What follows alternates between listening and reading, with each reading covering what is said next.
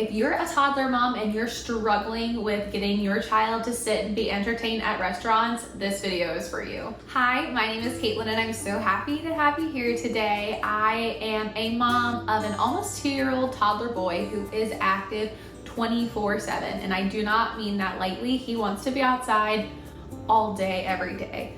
So in this video, I wanted to share with you kind of how I keep him entertained and get him to sit at restaurants. So just a little disclaimer, this works like 9 times out of 10.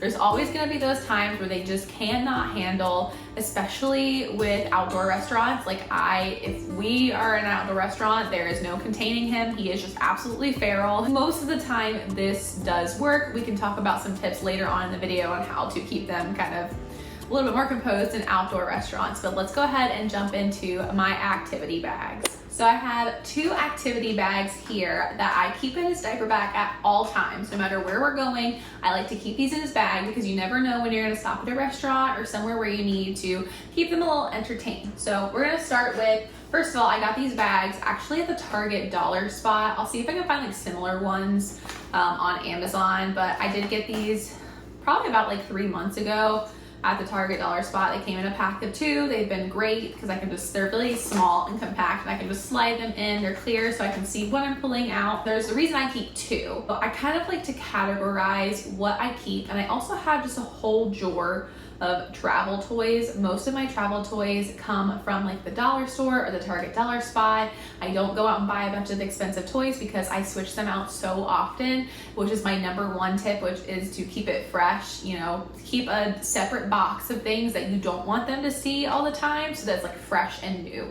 So we're gonna start with our first pack here. This is what I like to call like my coloring, reading, activity. This is not just like blatant toys that he's going to pull out and make stories with. This is things that he can actually do.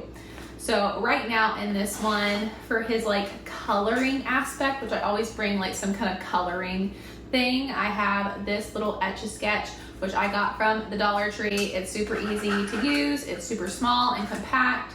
And he likes doing it. He's not like a giant colorer, so this one's a little bit more fun for him because it's different. So right now I have this one in there. I recently started doing this, but I carry around puzzles, which I really like. I have these super cute little puzzles. I got like a 4-pack of different ones. Like there's this farm one, a dinosaur one, then there's like a sea creature one.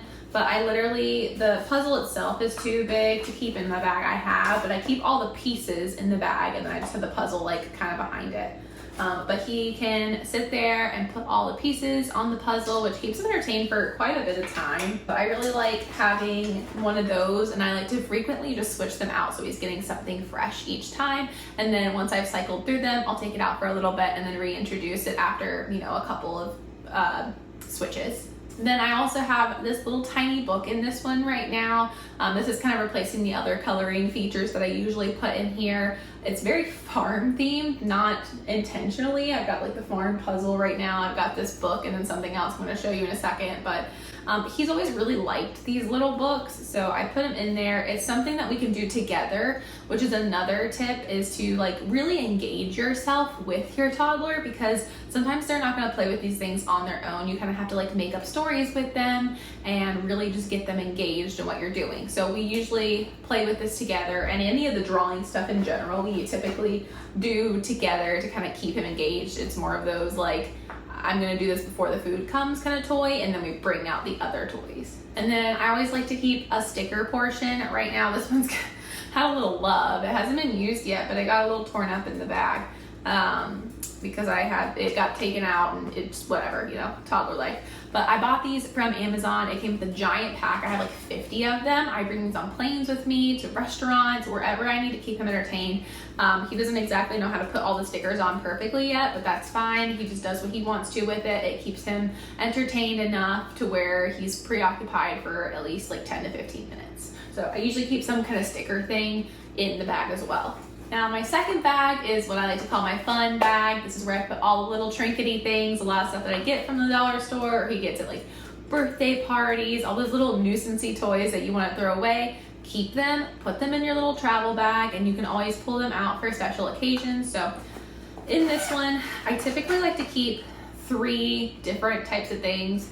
I usually keep a Pop-It toy in there, which keeps him very entertained for quite a bit, honestly. I've got like a dinosaur one, this one, a plain circle one. I just switch them out periodically, and he likes to play with them. I even take, like, to keep him really entertained, last time we just make up things. So I was taking like Randall's tail and like popping the bubbles with it, which he really thought was funny, and it really kept his engagement. Then I like to keep some little figurines in there. So right now I have these little like Monsters Inc. figurines that he actually got these from the dollar store for his first birthday, and I put it as like decorations and different things, and I kept them. So those are in his thing right now. The last toy rotation I did, I had Toy Story characters in there. He's really into Toy Story. I have this just little nonsense item. It's just a little ball that he got from like an Easter hunt, and he likes to play with it. So we're keeping it in the bag. And of course, trucks. I have a toddler boy. He's very into vehicles and trucks. So I typically keep like 2 to 4, depending on how big they are, vehicles or machines of some sort in his bags, and he loves playing with these. We, you know, drive them across the table, we drive them up the wall, we just do all, like, I drive them up my shoulder and put them on my head. He thinks that's hilarious. We just do a lot of different things with these trucks.